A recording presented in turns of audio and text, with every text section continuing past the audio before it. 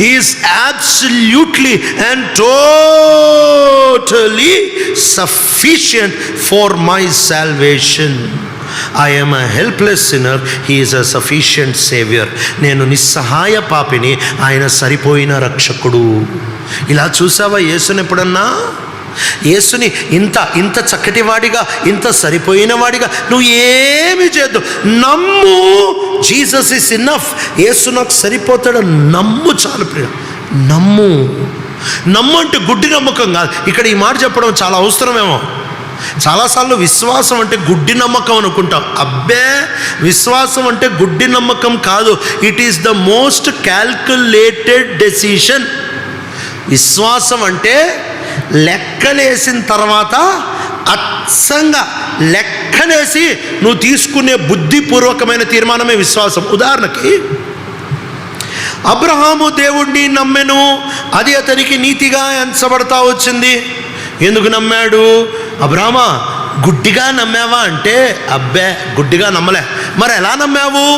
Abraham అంటాడు, నేను లెక్కలేసాను sir. ఏం లెక్కలేసావు అబ్రహాం?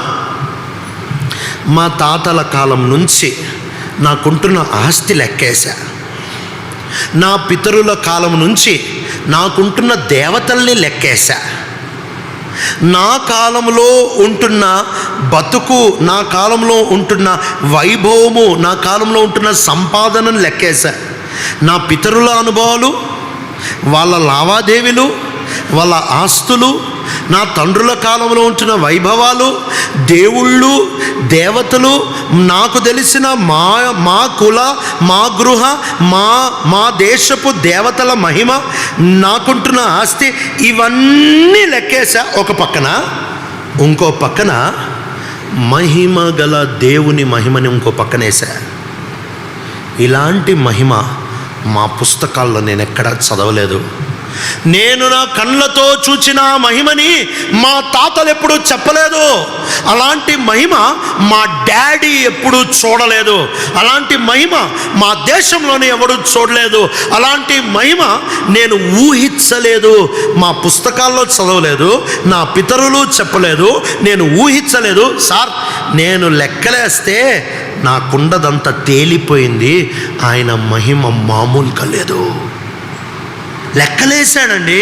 లెక్కలేసి మహిమ గల దేవుని మహిమని చూచిన తర్వాత హీ వాజ్ టోటలీ కన్విన్స్డ్, పూర్తిగా ఒప్పించబడ్డాడు. సార్, నీ మహిమని చూసిన తర్వాత నాదంతా చెత్త కాగితాలని అర్థమై నేను వెనకాల వస్తా.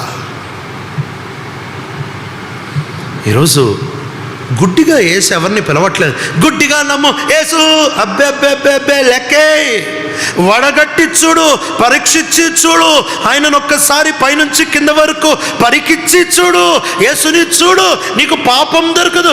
యేసుని చూడు, అలాంటి ఆయనకి సమానుడు దొరకడు. యేసుని చూడు, ఆయనంత గొప్పోడు దొరకడు. యేసుని చూడు, ఆయనంత ప్రేమామూర్తి దొరకడు. యేసుని చూడు, ఆయనంత పరిశుద్ధుడు దొరకడు. యేసుని చూడు, ఆయనంత దీర్ఘశాంతిమంతుడు దొరకడు. యేసుని చూడు, ఆయనంత క్షమించేవాడు దొరకడు. యేసుని చూడు, ఆయనంత పట్టింపు కలిగిన వాడు దొరకడు.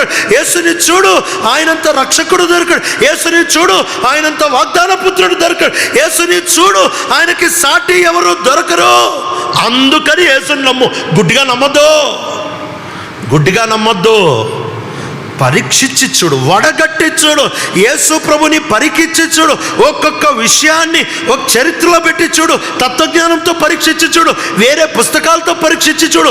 ప్రపంచంలో పేరుగాంచిన దేవుళ్ళు అనపడే వాళ్ళతో ఒక్కసారి యేసుని పక్కన పెట్టి పోల్చి చూడు. గుడ్డిగా నమ్మొద్దు. యేసుని పరీక్షించి చూస్తే నీ లోపల గుడ్డి నమ్మకం కాదు, లెక్కలేసి చెప్తావు యేసు అసమానుడండి, అందుకే నమ్ముతా. నమ్ము.